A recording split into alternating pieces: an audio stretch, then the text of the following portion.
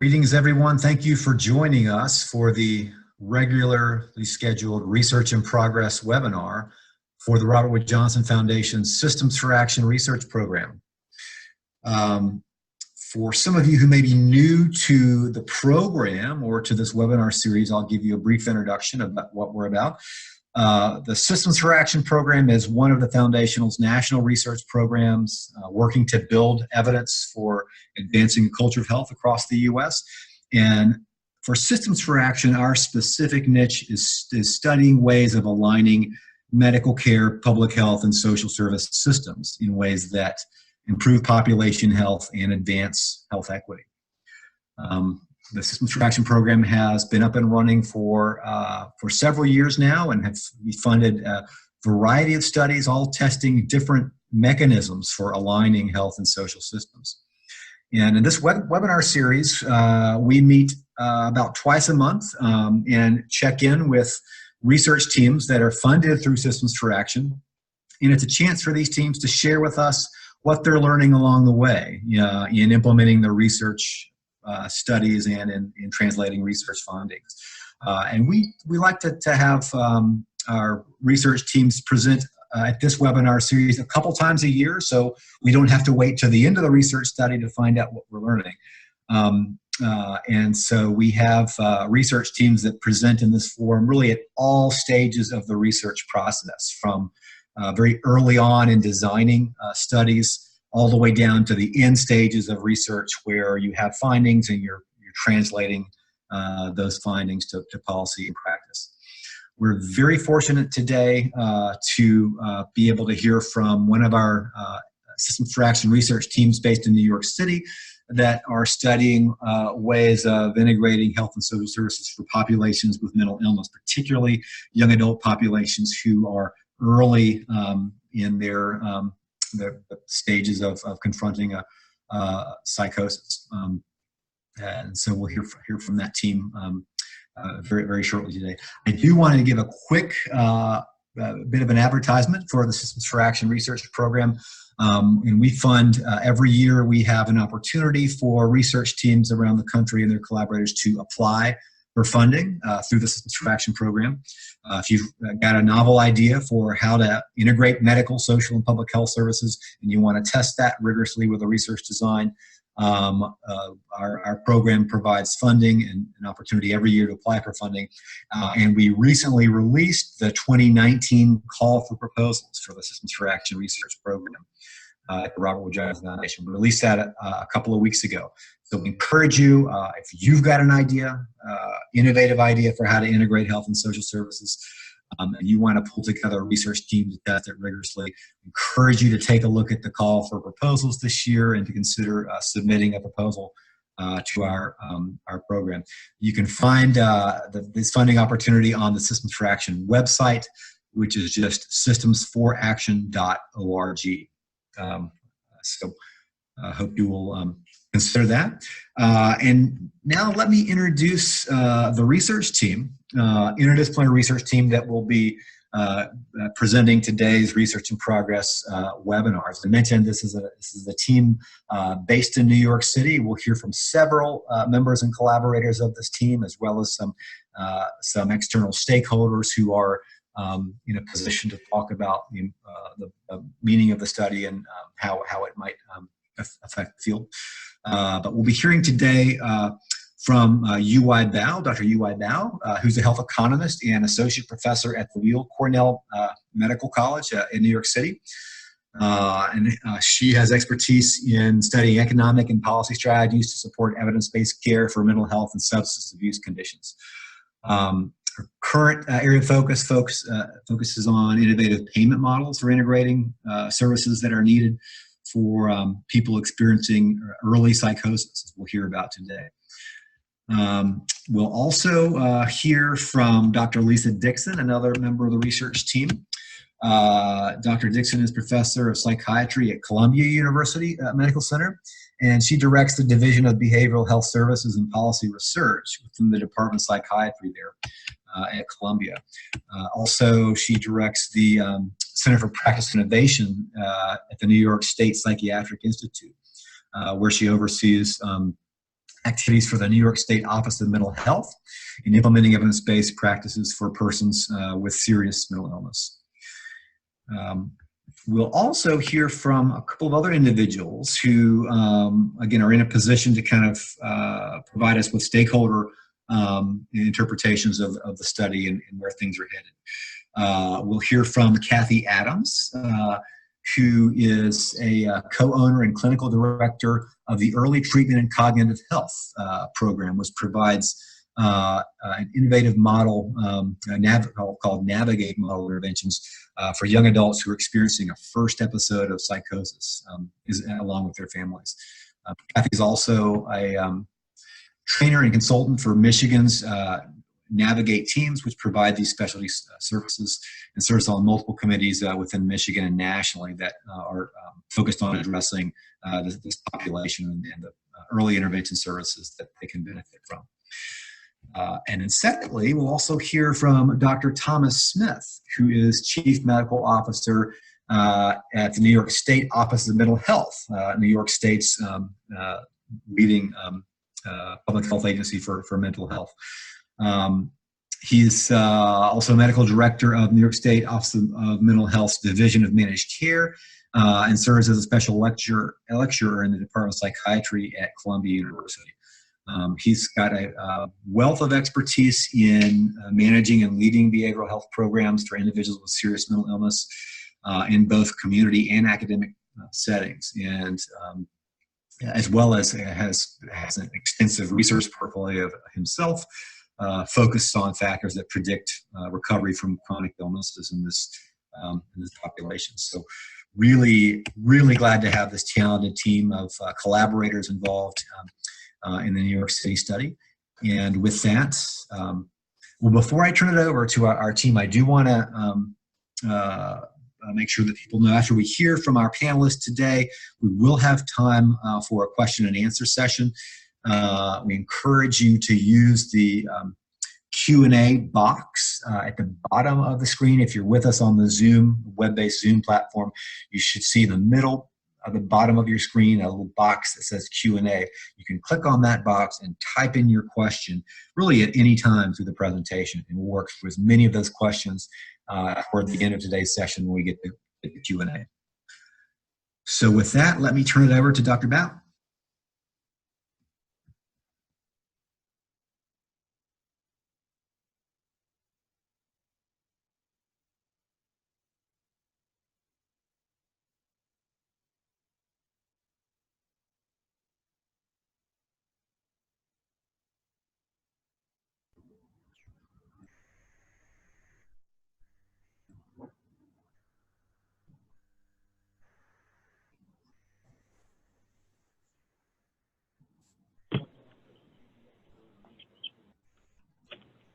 Okay, great.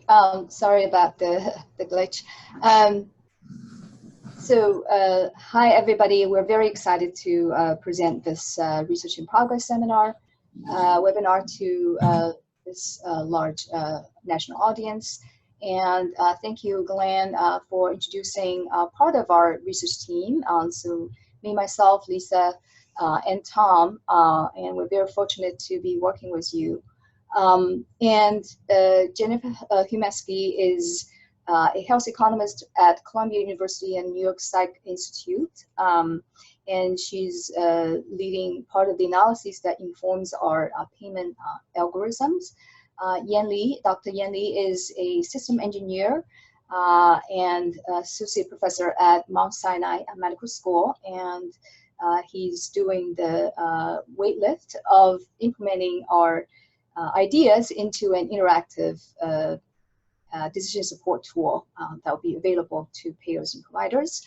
Dr. Jessica Anker is an expert in health informatics in my own department, and Jessica is going to lead the user tests of our tool once it's developed with stakeholder participants. Michelle Papp is our research coordinator who is overseeing the research coordination activities of the entire project, which is precious, but also she is a very close partner with me in the current stakeholder engagement interviews that we're conducting. Dr. Rafina Lee is on the faculty of Hunter College in the University of New York, and Dr. Lee is a social worker by training and provides much needed perspectives of a social worker to this project, and she has been working with early psychosis programs for a long time. So this is probably the most interdisciplinary team that I have ever worked with. So it goes without saying that the project is not possible without the contribution of our great team members. So thank you.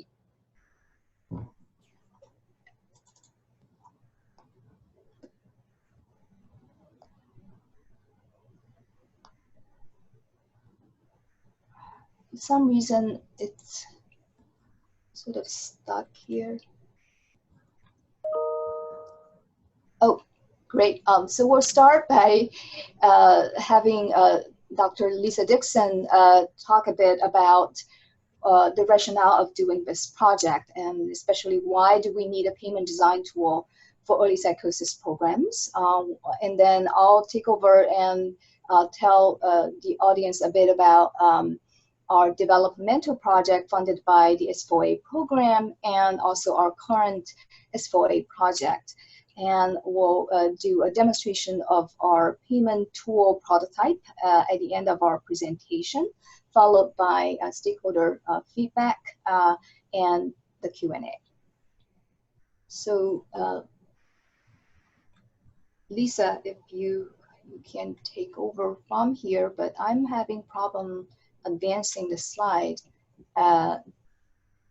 Okay, so there seems to be some lag in there. Great. Okay, I'm here. This is Lisa Dixon, and I'm appreciate the opportunity to be a part of this webinar. So the priors here, what we're starting with is sort of the awareness that schizophrenia and other psychotic disorders really are among the most serious and disabling mental health conditions. And for schizophrenia in particular, it tends to affect individuals really between the ages of, say, 15 and maybe up to 30. Women, the onset for women is a little bit older than men. Often because of stigma and because of kind of the illness itself affects one's awareness and insight. It can be years before a formal diagnosis is made. And often people are having behavioral issues and concerns, but nobody really understands what's going on. And so the onset of this condition, again, with psychotic symptoms and disorganized behaviors, can really derail an individual's progress and life trajectory, leading to very, very significant disruptions in school and employment. And I would bet that there are people on this webinar who have family members or who have had relationships and are aware of just how disruptive and difficult these illnesses can be. Really up until maybe 10, 20 years ago, it was thought that that these illnesses, that there was very little that we could do. But over time, with really increasing knowledge, with the recovery movement, with the voices of consumers teaching the profession, and also with the development of some and use of specific treatments with some more precision, there's been hope that and awareness that, as opposed to these illnesses leading to lifelong disability, that people can live meaningful lives. And as I was saying, prior to 2005, there was this sense that many countries, although actually not the US, were beginning to develop these early intervention programs. I'll just need the next slide. And what are the principles of these programs? And the programs in the United States that, again, are these multidisciplinary, multi-element programs that provide that are helpful to people with their work and school, and where there's hope that we can actually change the trajectory and of outcomes. And the principles of these programs are there's a very recovery orientation with hopefulness and a holistic approach, shared decision making where the individuals, the young people and their families are engaged as part of the team to make decisions about what's right for them. The program itself, again, is a team-based model with including physicians or nurse practitioners, social workers, counselors, supported employment and education specialists, as well as peers, as well as people with lived experience of illness. And another key principle of these programs is the effort to minimize what we call the duration of untreated psychosis. So, as I said earlier, often these young people are ill for quite some time before they get care. And we know that there is a very robust association between the DUP, or the duration of untreated psychosis, and outcomes, such that the longer the duration of untreated psychosis, the worse the outcome. So we have this team-based model driven by these principles, and that have the key service elements that are listed on the slide. So we see case management, as I mentioned, supported employment and education. Family education and support is critical, as often the families who are helping the young person get to care, they're the ones who are seeing the changes and help seeking. Psychotherapy is also a key part of the model, as well as pharmacotherapy medication.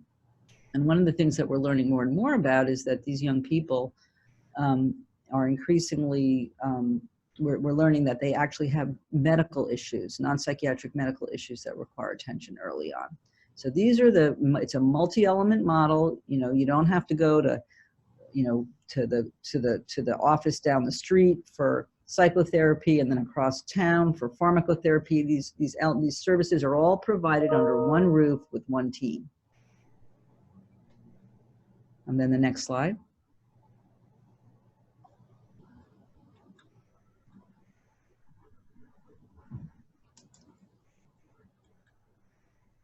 Okay, and so what brings us to today, I mentioned that prior to 2005, other countries, and with just the exception of just a couple of states in the US, we were not really in the game. We were a little bit lagging behind the development of these programs, and the reasons for that are a whole different talk. But what has been really exciting for us here, as you can see in this slide, you see the cumulative number of states with early psychosis intervention plans.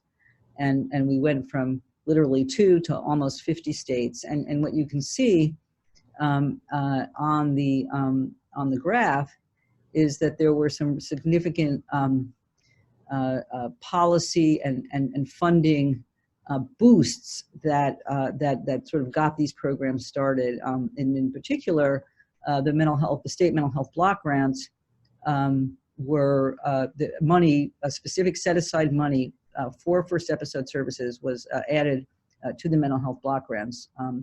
The total of increment of 10% for a total of 50 million. And I think, so there's sort of the good news and the bad news here. The good news is that these resources are available and have gotten the states started on developing these programs, but this money is nowhere close to being enough to serve the population.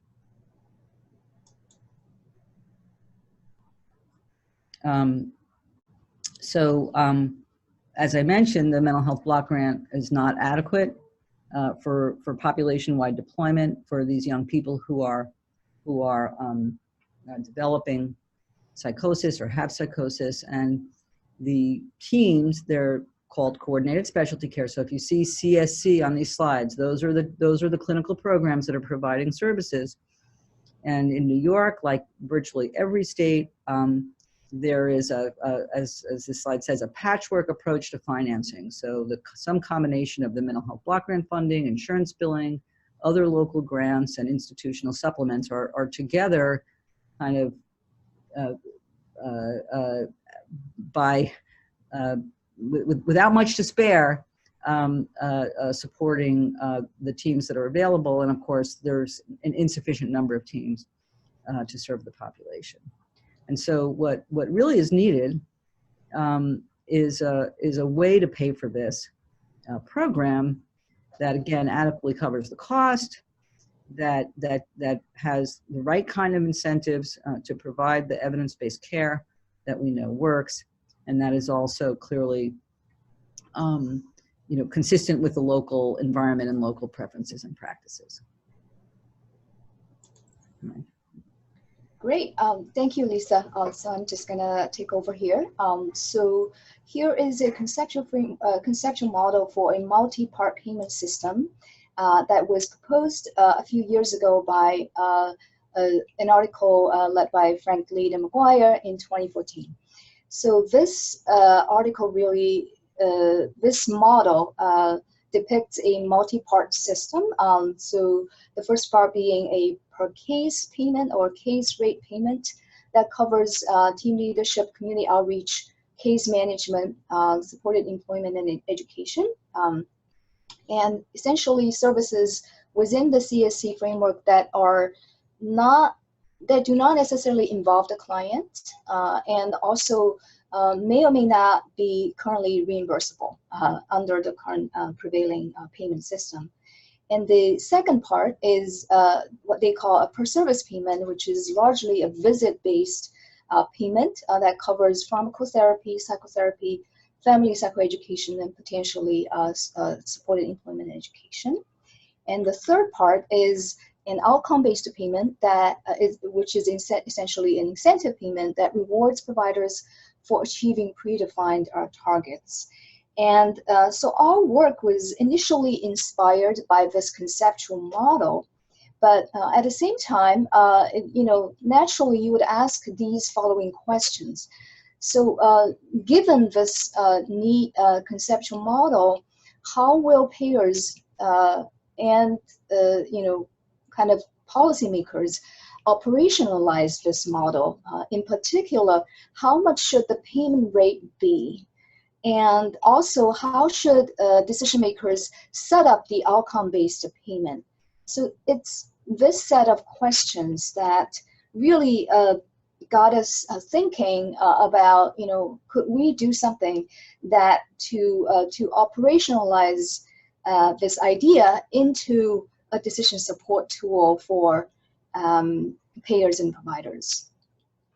So this brought us to our S4A developmental project that was funded in late 2017. So it was a one-year project that really got us a jump start on the idea, which none of us really had any experience with.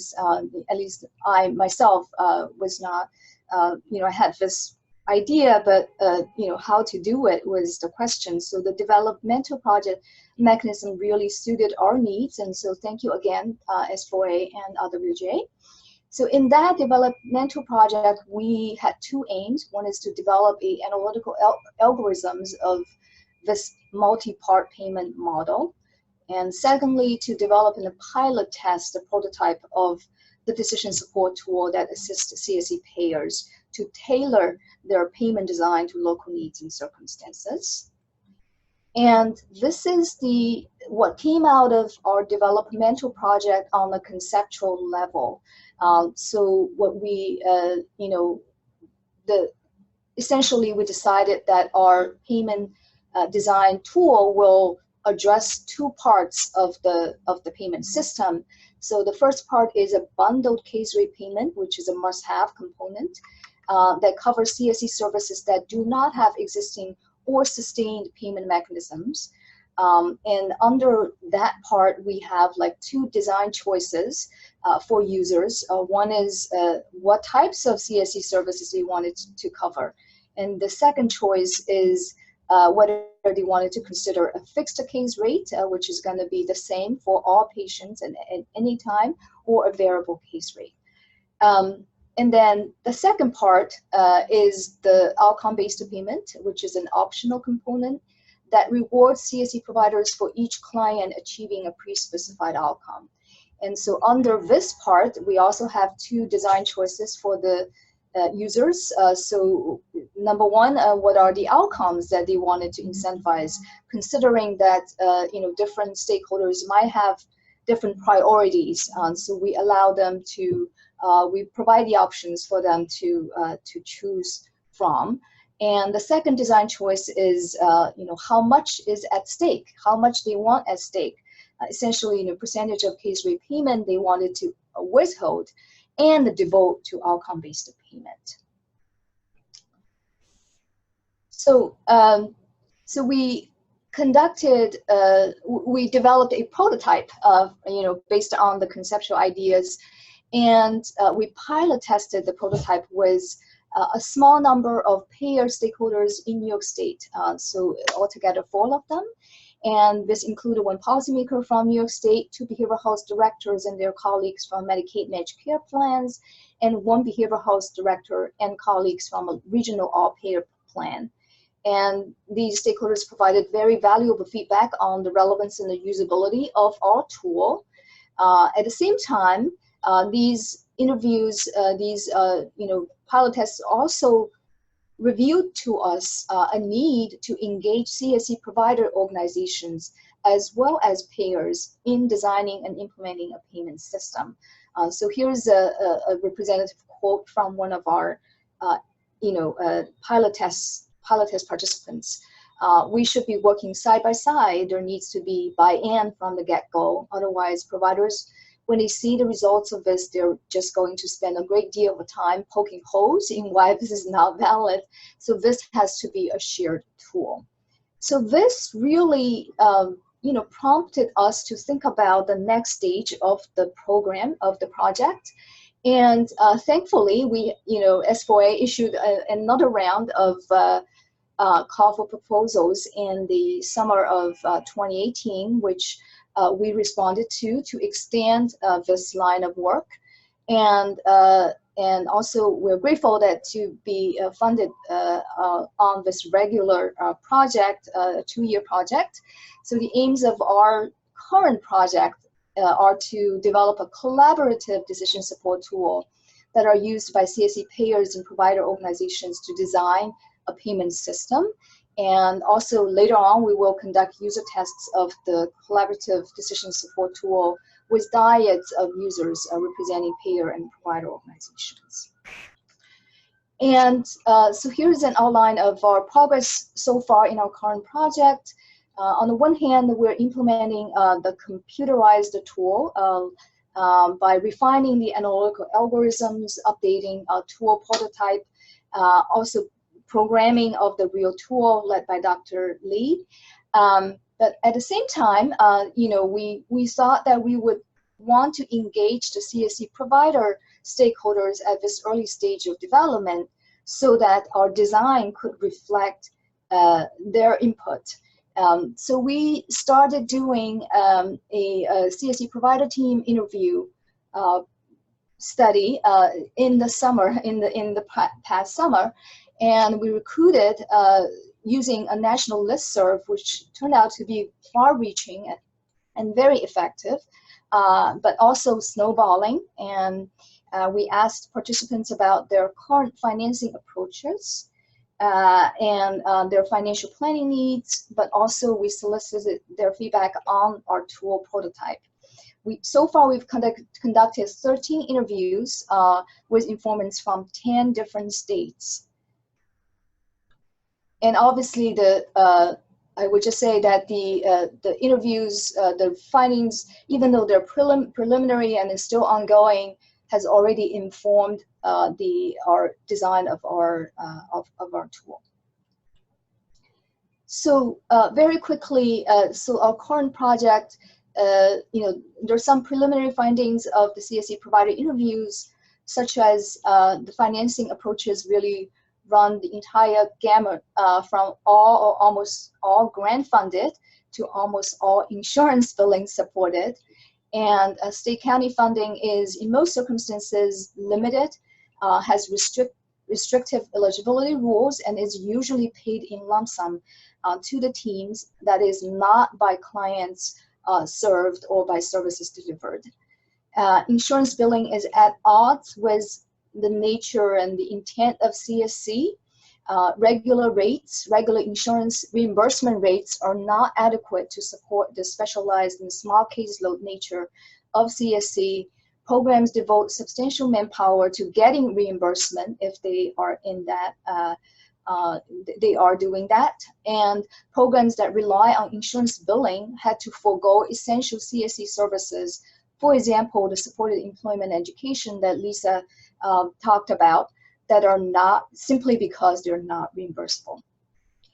And then also when, what really kind of boosted our confidence in what we're doing is when we asked our participants what would be an ideal way of paying for CSC, providers or stakeholders unanimously endorsed the bundled payment idea.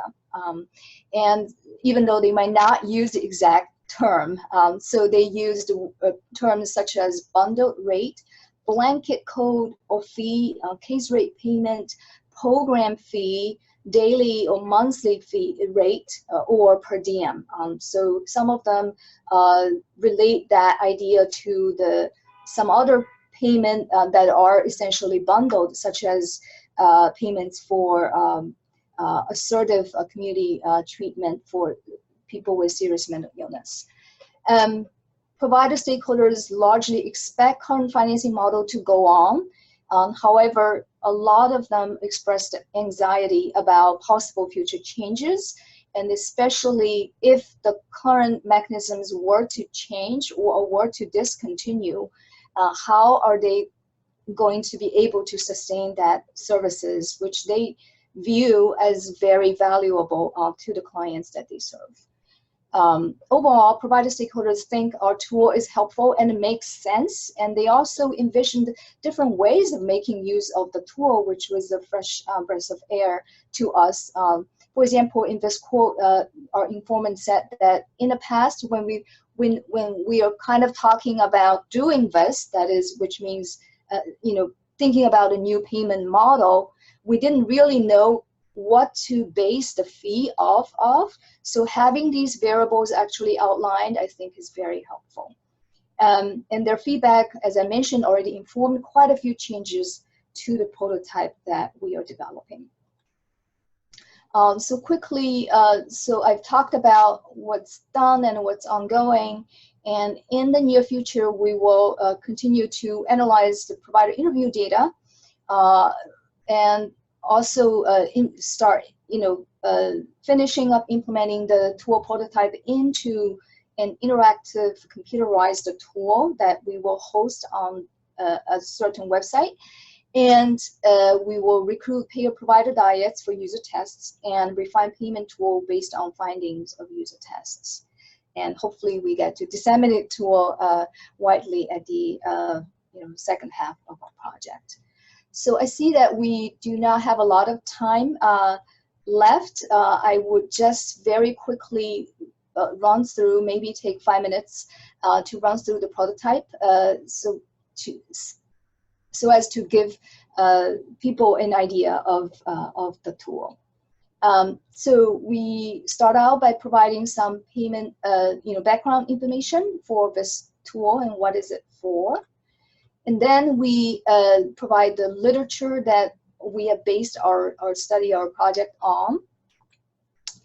And then we introduce to the user several terms, how terms and definitions by which we grouped the CSC services, which is a design choice, as you would recall, that user would have to decide on when designing that payment. And then we, kind of alert the users to the specific information pertaining to their local programs that they will need to tailor design their payment. And then we lay out the framework of this tool or this payment system. We tell them that we primarily the bulk of the task for us is to design a case rate payment, which is a must-have component. And then a second part, which is an outcome-based payment, is optional. And once they click Let's Get Started, then they're faced with this first choice of, of what types of services to include in this payment. So say this user chose 3 types of services and leaving out clinical services. And next we ask them, do you want to use the default information we provide regarding the makeup of their CSE team, thinking that some users might not have that information at hand. Say if they don't want to use the default information, meaning that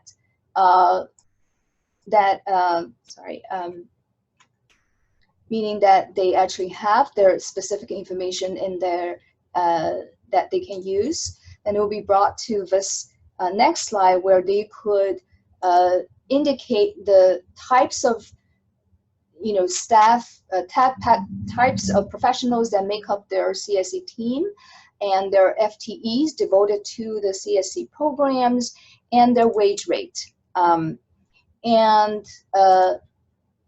That next screen, then they make, we ask them to provide us with more information pertaining to the cost of running this team and their case, the local CSE caseload. And next, we enter into this outcome-based payment design phase and say if, since it's a kind of an optional component, we ask them whether they wanted to consider. And in fact, vast majority of, maybe not 100%, but 99% of people are interested in having this outcome-based payment. So then they are presented with 2 sets of choices. One is the type of outcomes that they wanted to incentivize, and we can check all that apply, and the amount of funding, the proportion of the total budgeted payment that they would like to allocate to the outcome-based payment. And this is by this point, we're at the end of the design phase, and users could click generate report to come to this last screen, which summarizes the payment design, the design choices they made, and also the resulting, and which also presents with the payment rates and the estimated payment amount that they would expect to pay or receive over a 12 months period. And they obviously they could save this scenario, they could print it, and or start all over again with different scenarios. All right, so I believe I'm at the end of my presentation, and happy to hand it over to our stakeholders. Okay, my name's Cathy Adams. I think that I'm the first one who's going to chime in here. As mentioned by Glenn earlier, I am a provider in Michigan. I oversee the implementations in Michigan for the state, but also directly operate one of our sites in East Lansing, Michigan. And when I became a bit acquainted with this tool, I was struck by a couple things. And one, I would reiterate something that was mentioned earlier, that I think most of us in the provider realm are applying a patchwork approach to financing, but it's a high pressure point for us. I think most of us on our work plans for our SAMHSA grant funding have on their sustainability. How are we going to sustain these programs beyond grant funding? So we're all always thinking about it, we're all working on it, and we're all a bit stymied. And when I was exposed to this tool, I saw some real potentials here for us in the provider realm. And one thing I think is a reason for that is I feel like it's been hard for us, at least in Michigan, to get payers to the table. I certainly can speak to the evidence base and some of the things Dr. Dixon mentioned earlier in terms of why this is important work. But I think what I'm not as prepared to talk about sometimes is the financial piece. To really talk the numbers with potential payors to try to get them kind of in a conversation about how we could work together to kind of create a win-win situation. Because as we all might understand, you know, if early intervention isn't provided, the long-term costs are probably greater than if it were to be provided. And that's not just financial costs, but those are human costs. So, so this, I feel this tool, when Dr. Val showed that last slide, I really feel like that kind of summarizes some really important information that would create some nice talking points for us when we're trying to get to the table with potential payers. But I also feel like it helps us in our own planning, kind of at a very local level, to understand kind of the bigger picture costs of this, and even have a tool that allows us to play with a little bit our staffing patterns, you know, while maintaining fidelity, but to understand kind of what the fiscal impact of some of that would be if we kind of altered some of the factors that are options within the tool.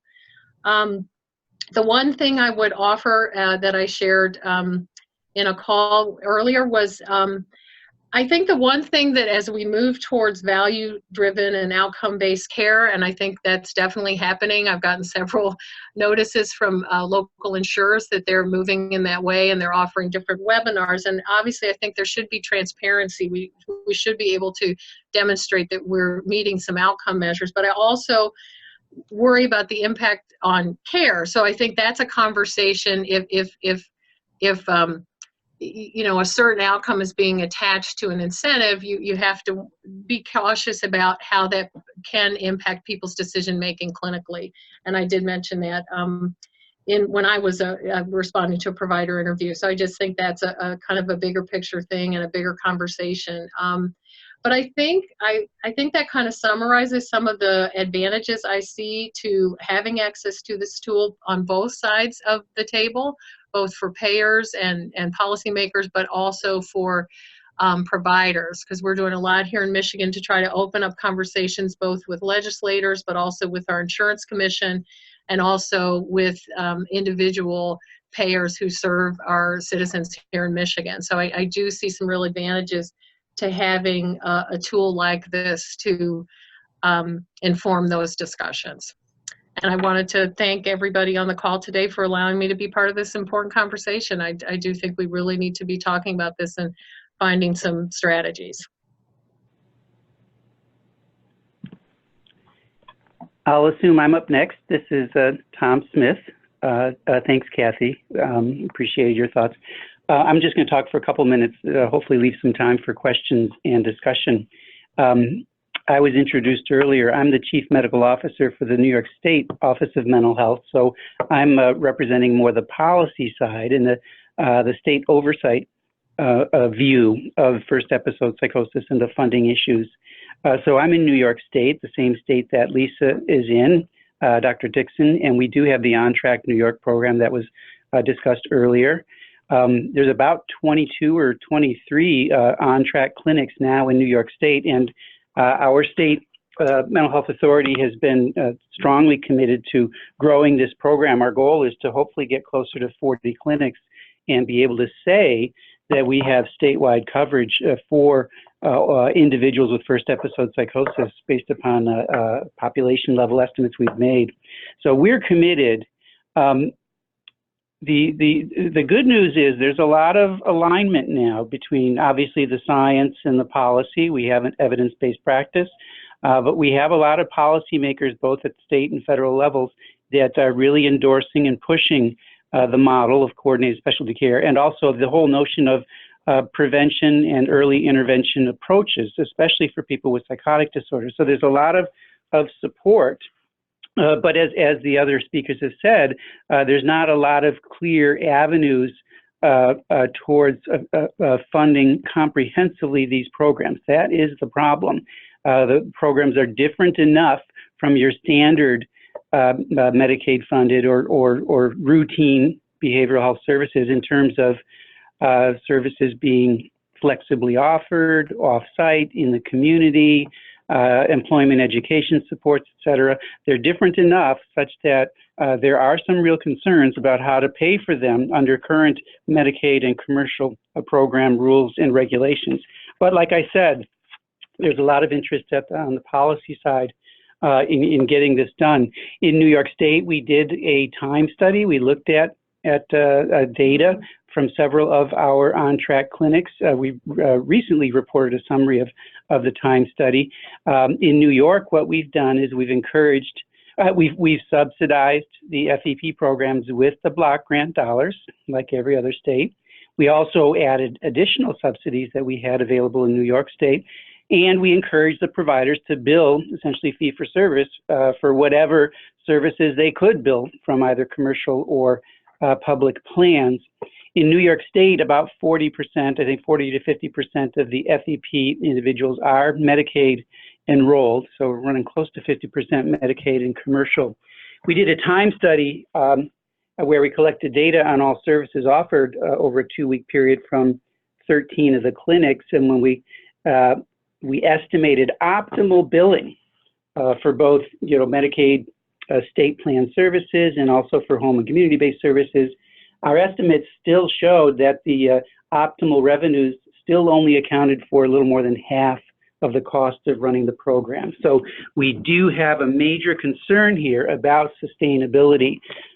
We are hoping to address it. The good news is there are ways to address it. The bad news is there's a lot of ways to address it, and it's not clear which is the best or better ways, and it's going to take some time. There are Medicaid federal waiver programs. There's the HCBS program. There's managed care, 1915B and 1115 waivers that states can apply for to have the federal government consider approval of funding for the services. For considering case rates, for example, I think there's a growing consensus that we need some form of case rate, as the previous speakers mentioned, and I think you will see that. There are a couple of states that are doing that already. In Maine, the FEP program there has negotiated a case rate with commercial plans. In Pennsylvania, in their Medicaid managed care program, they've authorized paying a case rate under the in lieu of services section of their contract. Oregon Medicaid has authorized a case rate for several of its counties at the state level. So you're starting to see it. But again, there's no one way of doing it or one clear answer right now that most or any average clinic or clinician could say, hey, I want to do this. How can I get it funded? Which brings us back to why we're here today. I think the greatest value of the work that Dr. Bao and the team has done is that it empowers the clinical teams, it empowers the providers, it focuses the providers on identifying what their needs, their competencies, their staff ratios, and their commitments to, for example, value-based approaches. It allows the providers to identify those, create these formulas, algorithms, and come up with something that they can present to the payers, whether it's Medicaid or commercial plans. I think that's a tremendous advantage and will greatly help stimulate the conversations we need to have between the providers and the payers to ensure that these programs get sustained. So I'll stop with that. Thank you. Fantastic. Well, again, thank you so much to our members of our New York-based research team for presenting this work in progress. We do have some time to entertain questions from our audience out there on the webinar. So again, we encourage you, if you've got a question you'd like to ask, if you could click on the Q&A button down at the lower level in the middle of your screen, you can submit your questions there. We already have several questions submitted that we'll start working down our list and invite any of our panelists to jump in and respond. First question has to do with has the team or others conducted an assessment of the return on investment associated with providing the types of early care services for this population? And if so, is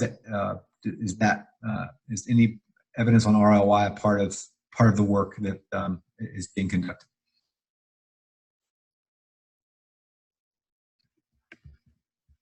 This is Yuhua, and I assume the question was referring to return on investment from the perspective of the payers. Is that correct?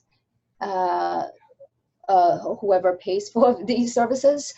So depending on the stakeholder, which stakeholder you have in mind, there are different kinds of analyses, and this is indeed, if you had providers or insurance plans in mind, this is indeed something that is squarely on the mind of insurance plans per se, because if they were to pay to cover these services, they wanted to know what's the return on investment in terms of does that help reduce total healthcare costs, and especially expensive downstream, does it help avoid or reduce psychiatric hospitalization or ER visits. And I think there's pretty strong evidence from the literature that attests to that. And Lisa, do you want to chime in on that? I mean, it's a complicated situation because, well,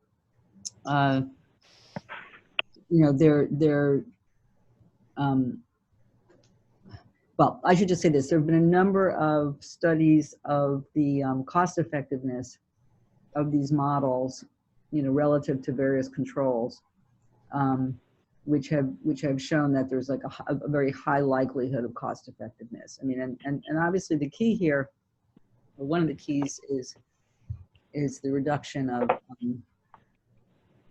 acute services, hospitalizations, emergency room use, and ultimately also the prevention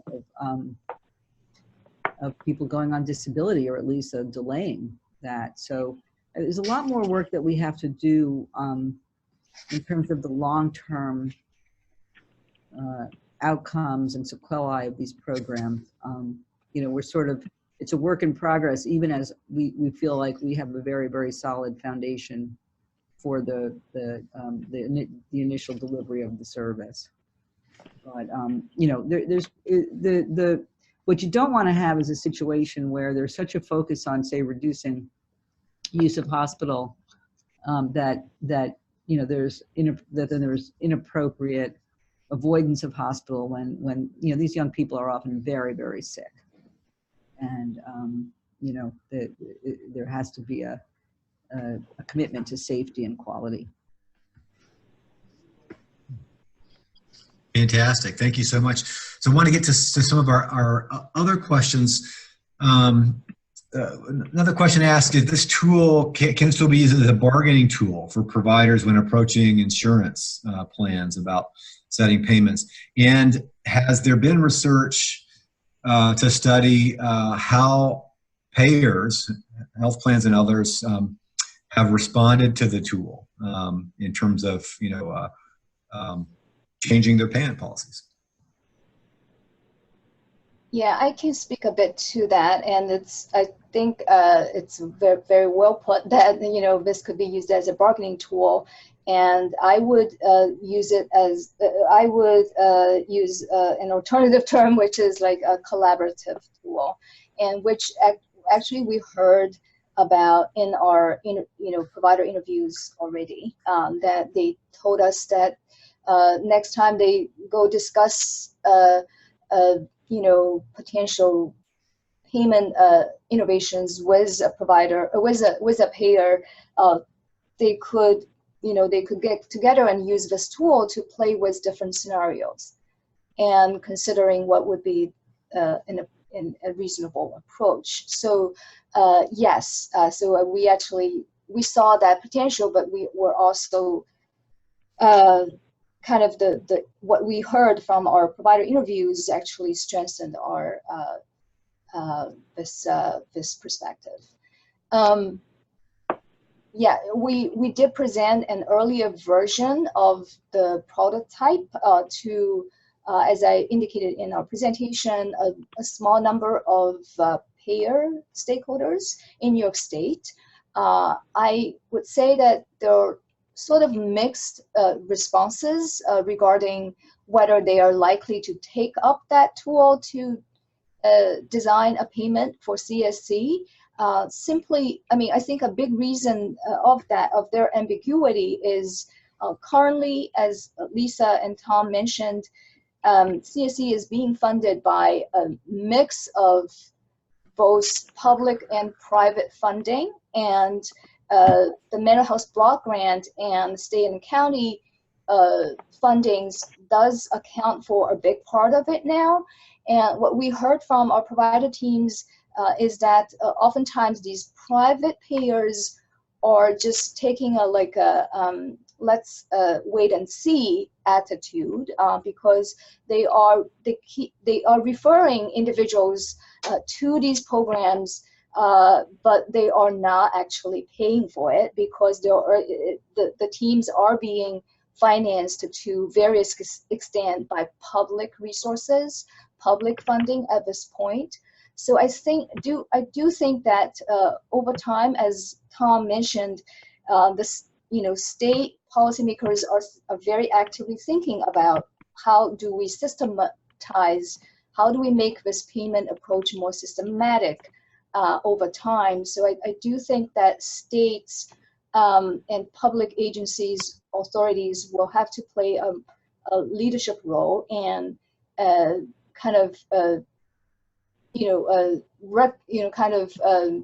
providing guidelines or even leveraging the state Medicaid contracts with commercial plans to actually require them to cover and provide guidelines about how to cover.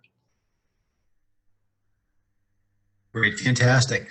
The question about whether the tool is currently available for folks who may want to receive a copy of the tool. I guess I would just say, what are your plans for disseminating the tool at this stage in terms of timelines and those kind of things? Right. So what we have demonstrated today is a prototype. It's not the real interactive tool. So our team are actively implementing that prototype into a real interactive tool. And we will first conduct user tests with payers and providers before we would disseminate that to the public. So no, the tool is not available for dissemination at this point. Great, but you expect it to be perhaps toward the end of the project? And that's yes, and will be hosted on a website that could be accessed by the public. Fantastic. So for those who are interested in ultimately getting a copy of the tool, stay tuned to this project, and as it produces findings and refines the tool, there'll be more information about how to access the refined version of the tool. Well, I know that we are running short on time now, so I don't want to run out of time to thank our this great group of researchers and collaborators for presenting today. Thank you again to Dr. U.I. Bao from Weill Cornell, Dr. Lisa Dixon from Columbia University, and to our two discussants, Cathy Adams from the ETCH Early Treatment and Cognitive Health Program in Michigan, as well as Dr. Thomas Smith from the New York State Office of Mental Health. This project is not done. As you heard, we're still in midstream of the research, so we encourage you to tune in to future editions of this webinar for hearing how the study progresses, what we learn, and ultimately how the findings can be used to transform health and social systems. And again, this is a regularly scheduled feature of the Systems for Action program. We encourage you to tune in to upcoming webinars. We'll hear from other research teams on various approaches, what we're learning about various approaches to aligning health and social services. And again, for those of you who may have your own idea for how to align medical, social, and public health services and are ready to test it rigorously through a strong research design, we encourage you to take a look at the 2019 call for proposals from the Robert Wood Johnson Foundation and the Systems for Action program. We are open now for receiving proposals. The deadline is will be coming up the first week in November.